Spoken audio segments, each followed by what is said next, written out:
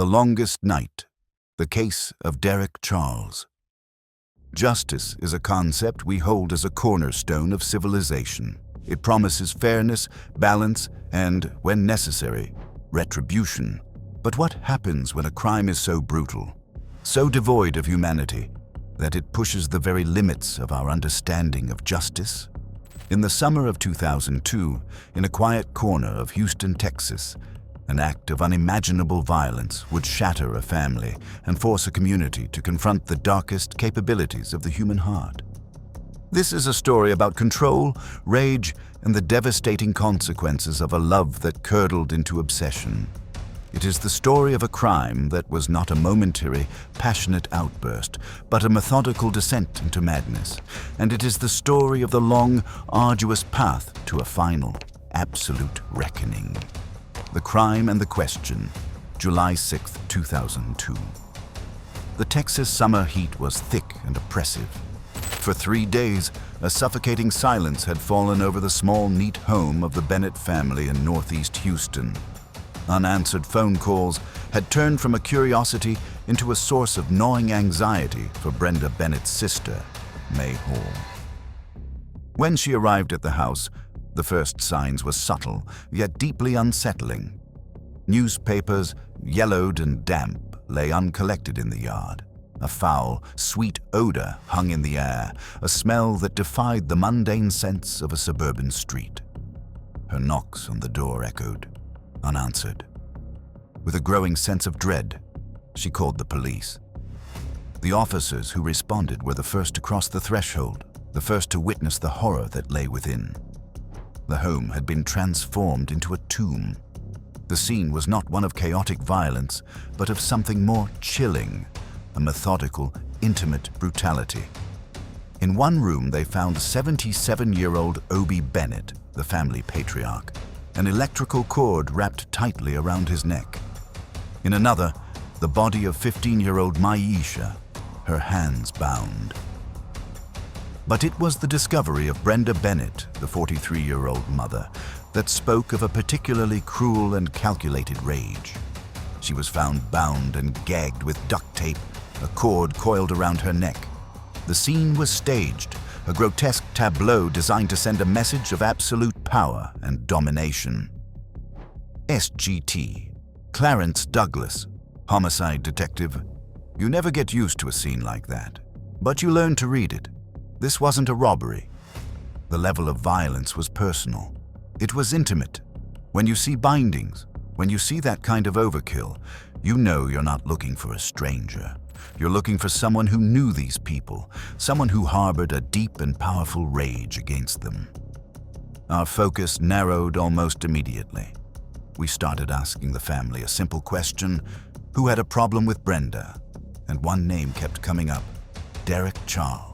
Derek Charles, the 19-year-old boyfriend of Maisha Bennett. A young man whose relationship with the teenager was a source of constant friction with her mother, Brenda. To investigators, he was no longer just a person of interest. He was the central figure in a rapidly unfolding tragedy. The question was no longer who had committed this atrocity, but why. What could drive a young man to systematically annihilate an entire family? The answer would lie not in the heat of a single moment, but in the cold, calculated narrative of a life spiraling out of control. The making of a monster. To understand the events of July 2002, one must look beyond the crime itself, into the fractured history of the man who committed it. Derek Charles was not a monster who appeared overnight. He was forged in a crucible of instability, neglect, and a desperate, lifelong craving for control. Born into a troubled home, his early years were marked by a profound lack of guidance. His father was largely absent, and his mother struggled with her own demons, leaving Derek to navigate a chaotic world with little support.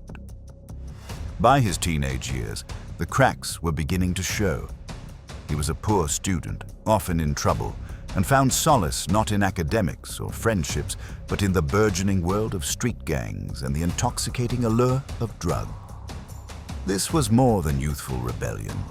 It was a search for identity, for a sense of belonging and power that was absent from his life. Dr. Evelyn Reed, criminal psychologist. When you see this pattern of early life instability, parental neglect, lack of a strong father figure, early substance abuse, it creates a perfect storm for the development of antisocial personality traits. The individual learns that the world is an unsafe, unpredictable place. They develop a deep-seated need to exert control over their environment and the people in it because they have never felt in control of their own lives. Relationships are not about partnership. They are about possession. His relationship with 15-year-old Bennett became the focal point of this need for control. To him, she was not a partner, but a possession.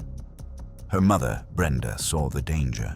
She recognized the possessiveness, the volatility, and she disapproved of the relationship, forbidding Derek from her home. To Derek, this was not just a mother protecting her daughter. It was a direct challenge to his authority, an intolerable threat to his control over Maisha. The Bennett home, a place of family and faith, became a battleground in his mind. Robert G. Dellinger, former FBI profiler.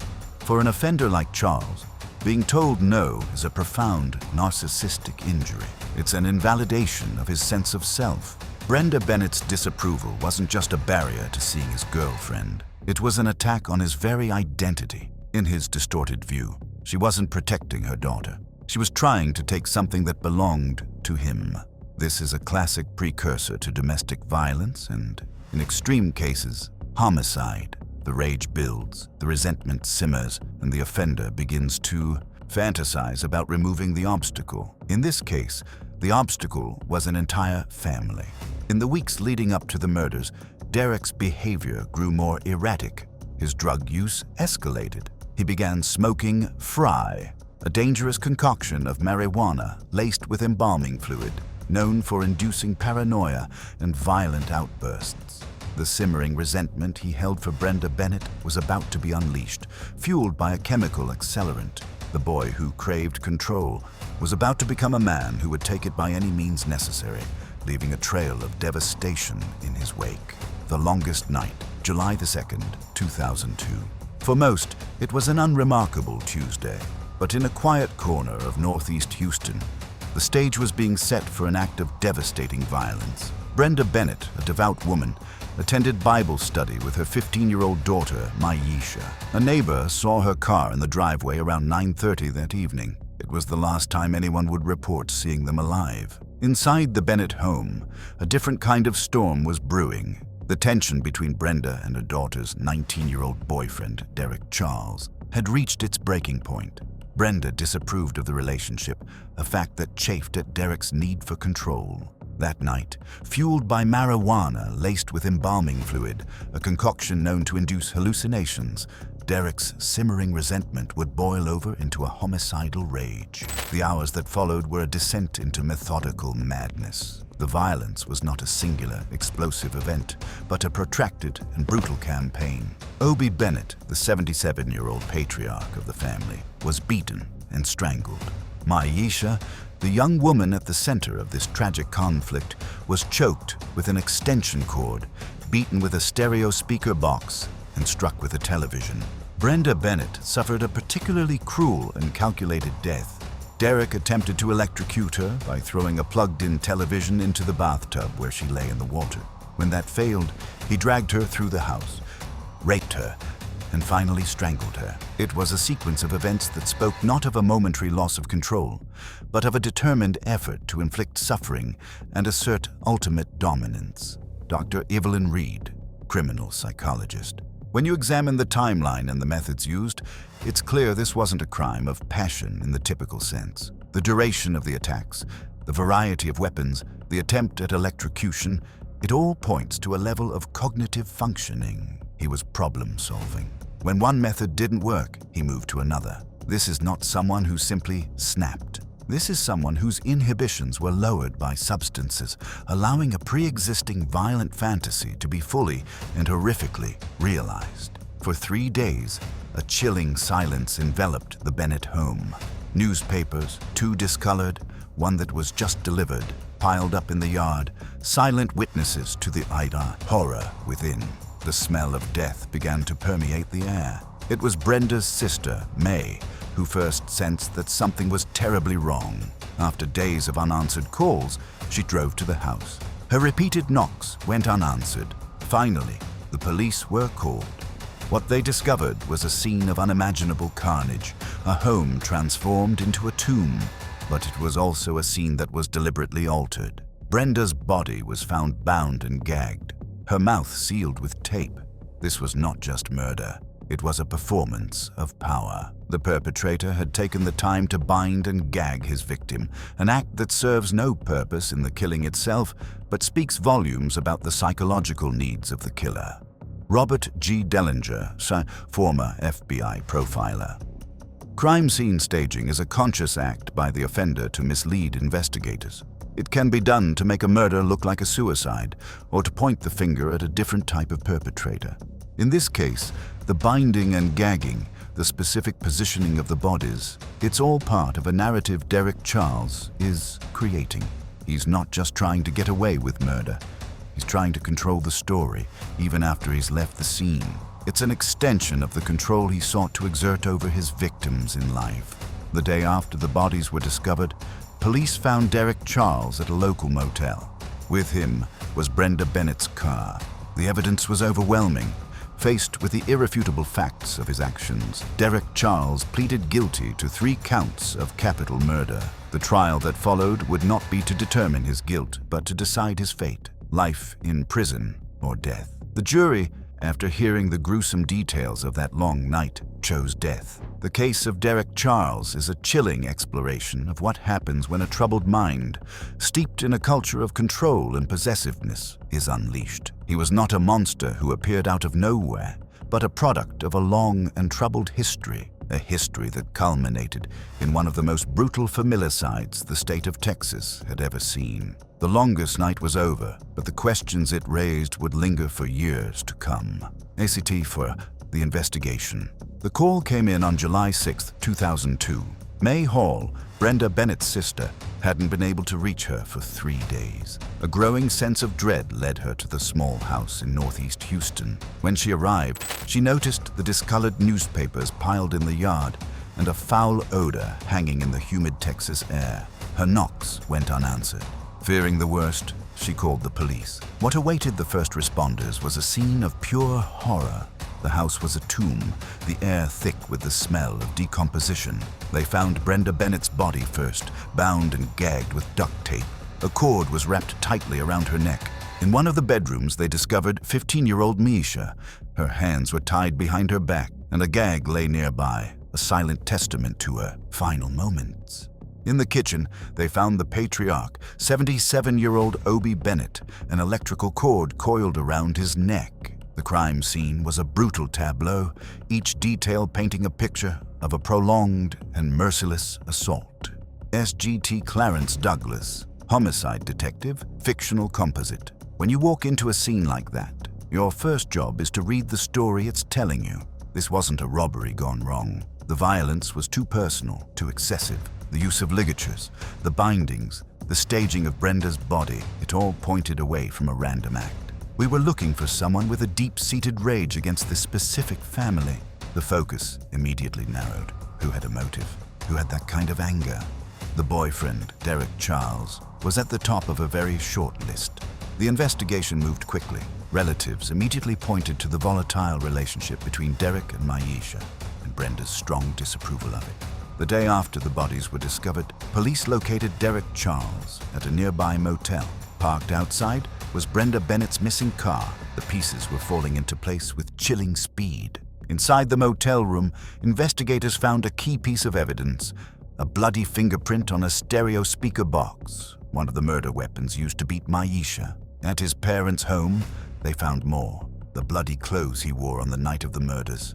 Faced with a mountain of physical evidence, Derek's initial denials crumbled, and at that point, he gave a detailed confession. Dr. Evelyn Reed, criminal psychologist. A confession is a critical part of the investigative process, but it's also a window into the offender's psychology. In his statement, Charles admitted to smoking marijuana laced with embalming fluid, claiming he hallucinated during the killings. This is a common tactic. Offenders will often try to minimize their culpability by blaming drugs or a loss of control.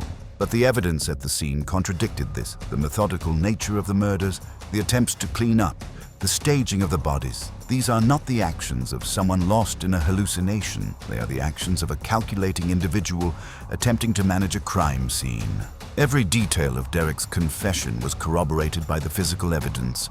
The story he told investigators matched the grim reality left behind in the Bennett home. There was no doubt he was the killer. The only question that remained was what justice would look like for a crime of such profound brutality. With the confession secured and the evidence irrefutable, the investigation concluded. Derek Charles was indicted on 3 counts of capital murder. He would plead guilty, leaving his fate not in the hands of a jury deciding guilt or innocence, but in their hands to decide between life and death. The stage was set for the final act, a legal battle that would determine the ultimate price for a night of unimaginable violence. The reckoning. The guilt of Derek Charles was never in question. Faced with a mountain of irrefutable evidence and his own detailed confession, he pleaded guilty to 3 counts of capital murder. The legal battle that followed would not be fought over the facts of the crime, but over the nature of the punishment. The question before the jury was stark and absolute: life in prison or death. The punishment phase of the trial began. The prosecution meticulously laid out the horrific details of the crime, painting a portrait of a ruthless and calculating killer. They presented the autopsy photos, the murder weapons, and the chilling crime scene evidence. They recounted the brutal, prolonged nature of the attacks, the strangulations, the beatings, the psychological terror inflicted upon the Bennett family in their final hours. The prosecution's argument was simple. The sheer brutality and execution-style nature of the murders demonstrated a level of cruelty that could only be met with the ultimate penalty. Robert G. Dellinger, former FBI profiler. In a capital case, the prosecution's goal is to establish aggravating factors that justify the death penalty. They need to show the jury that the defendant represents a future danger to society and that the crime was so heinous it warrants the most severe punishment available. In the Charles case, the prosecution had a wealth of evidence: the murder of multiple people, the extreme violence,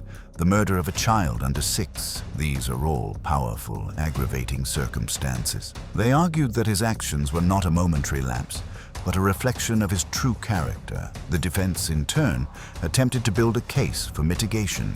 They argued that Derek Charles was not an inherently evil man, but a product of a deeply troubled environment. They presented testimony about his difficult childhood, his early exposure to drugs, and a history of mental health issues. They pointed to his use of marijuana, laced with embalming fluid on the night of the murders, suggesting it had induced a state of psychosis. Their plea was for mercy, arguing that a life sentence without the possibility of parole was a sufficient punishment, a living death that would protect society while acknowledging the complex factors that led to the tragedy. Dr. Evelyn Reed, criminal psychologist. The mitigation phase is where the defense tries to humanize the defendant. They are not trying to excuse the crime, but to provide context. The argument is essentially, this person did a monstrous thing, but is he a monster? They bring in family history, psychological evaluations, evidence of substance abuse, anything that can explain how the individual arrived